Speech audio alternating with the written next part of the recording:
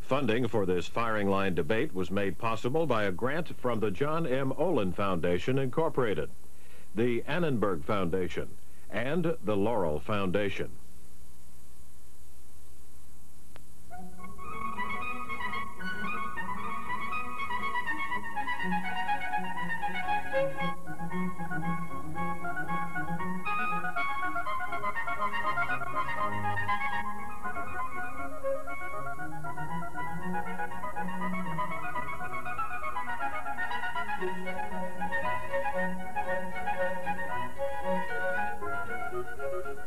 Good evening. From Bard College in Annandale, New York, welcome to a special all-star firing line debate. Our topic tonight is resolved. All immigration should be drastically reduced. Note that word all.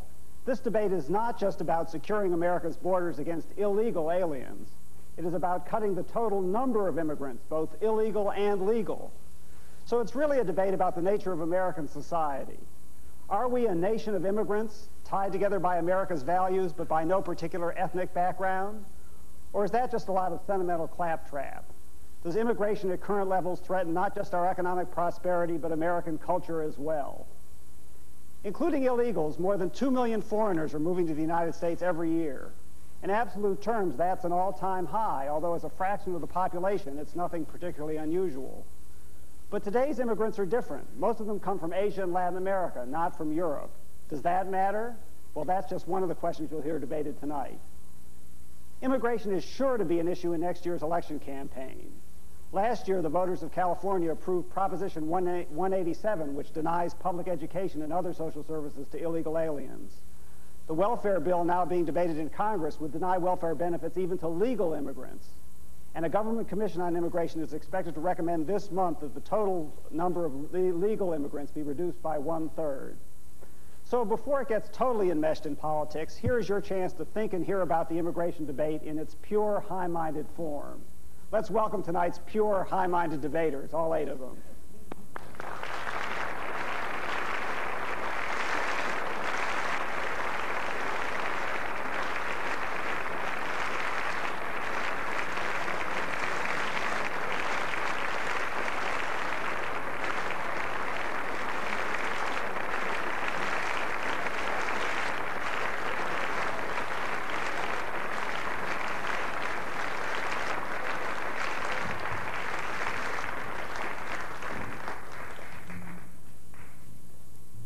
One interesting thing about tonight's debate is how many of the debaters are themselves immigrants. That does not, of course, include the captain of the affirmative team, William F. Buckley, Jr. Mr. Buckley is the founder and star of Firing Line, the founder of National Review, syndicated columnist, author of books too numerous to mention, all around great American.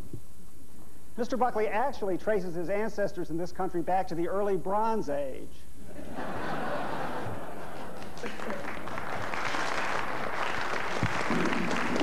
He traces his politics back to the same period, and they haven't evolved one little bit since then. Peter Brimelow is a double immigrant from Great Britain by way of Canada. Indeed, he was once considered America's best leading expert on Canada, not that there was a lot of competition for that title. Mr. Brimelow is presumably not referring to himself in the title of his controversial new book, Alien Nation, Common Sense About America's Immigration Disaster. Mr. Brimelow is a senior editor of both Forbes magazine and the National Review. Ariana Stasinopoulos Huffington is also a double immigrant from Greece by way of Great Britain. She's a former president of the Cambridge Union Debating Society and the author of several books. Her husband, Michael Huffington, lost a close race for the Senate in California last year in which immigration was a major issue. Mrs. Huffington's current project is a new TV show called Beat the Press. And I can't tell you how many journalists are already starting to fantasize about being beaten by Ariana Huffington. Daniel Stein is executive director of the Federation for American Immigration Reform, or FAIR. FAIR is the leading lobbying group for new limits on immigration. Mr. Stein was born in Washington, D.C., and in the current political climate, I don't know if that makes you a native-born American or not. According to his resume, and I was struck by this, and I quote, He plays trombone and enjoys a full range of hobbies and interests. I guess that's what you call tooting your own horn. The captain of the opposition team is our host today, the president of Bard College, Leon Botstein.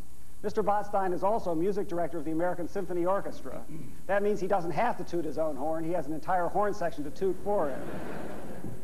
He is the author of several books on music and on European cultural history. Mr. Botstein was born in Switzerland of Jewish refugee parents and emigrated to this country at the age of 3. Ed Koch, of course, is the former 3-term mayor of New York City. He was born in the Bronx. In retirement, Mr. Koch is partner in a law firm, has his own radio talk show, is host of a talk television show, writes a weekly column for the New York Post, writes a syndicated column of movie reviews, and lectures around the country. It seems to me that Mr. Koch all by himself is stealing more jobs from Americans than any number of illegal aliens.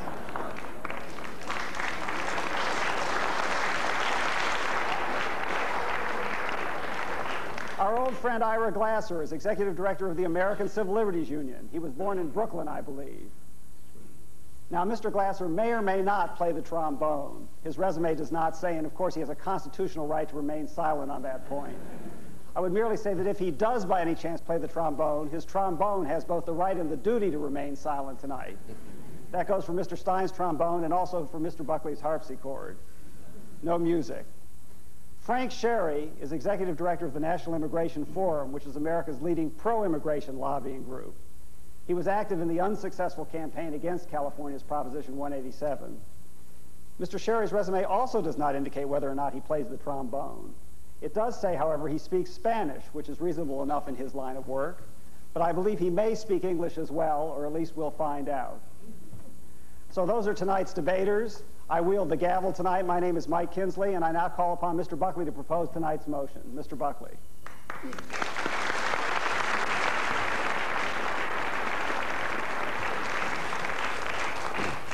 Mr. Chairman, ladies and gentlemen, the subject we're debating tonight begs to be mishandled by the affirmative. Those of us who believe immigration should be curbed and poisoned by the negative. Those who urge no changes in immigration policy. The reason this is so is that we have here before the House a question of public policy in which the great intimacies of ethnic pride are involved.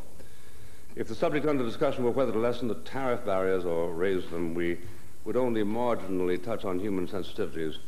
The great shadow that looms menacingly over one side is rank nativism, to stumble into saying that man who wants to get into the United States is black, brown, or yellow, and we have enough of them. On the other side, the allurements are a composite. There are the libertarians who say anybody who wants to do anything should be permitted to do so, and if one of the things people want to do is come to live in the United States, why not? That is one of the great disabling rhetorical limbs that get in the way of clear thought. Another holds that inasmuch as everyone in America is the child or great-grandchild of an immigrant, what reason can there be for adopting different policies from those that let us or our forebears in? There will be data given on these points as they arise. For instance, it is simply not the case that immigration on the scale in which it now proceeds is conventional in American history. And it isn't the case that the ebb and flow of human beings into, or for that matter, out of one country into another, are mechanical questions to be governed simply by the laws of arbitrage. These particulars my colleagues will confront as required in the discussion. I mean to touch on the touchiest of all questions in the hope, probably fruitless, that polemical opportunism will be restrained. I think it is a legitimate concern of a country, ours especially. We have been taking in year after year 50% of all immigrants in the entire world, to give thought to the culture and ethos we hope to preserve. What this comes down to is a question of assimilation. The ideal of immigration is not alone to provide shelter or even economic opportunity, but to create another American. Now, to say any such thing these days in the firestorm of multiculturalism is to court criticism that can be mortal, especially in academic salons. But recall that it was not so long ago taken for granted that anyone coming to America would need to learn something about American institutions and would need, if he hoped to vote, to read and write in English. That isn't the case anymore. In New York City schools, we learn courses are taught in 100 languages, and there's a shortage of teachers who can speak Albanian. The questions that were brought on the pressures that were brought on immigrants, so to speak, pressures to Americanize them, were so direct that during the last half of the 19th century, 1/3 of immigrants simply gave up, and after a while traveled back home. Immigrants were required just to begin with to make their own way economically. That is no longer true under the welfare state, and were required to learn the language of American English, no longer required.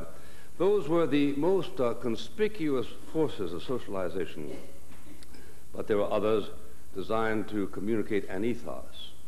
One of them, of course, was the discipline of self-government. Self-government is very rare, and in the 19th century, something of an eccentricity.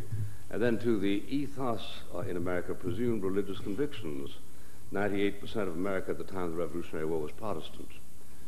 It is our contention that America, the most successful engine of assimilation in the history of the world, hasn't got the steam needed to handle immigration at the current level, and that the burden of assimilation became more acute when in 1965 the qualifications for immigration changed so radically.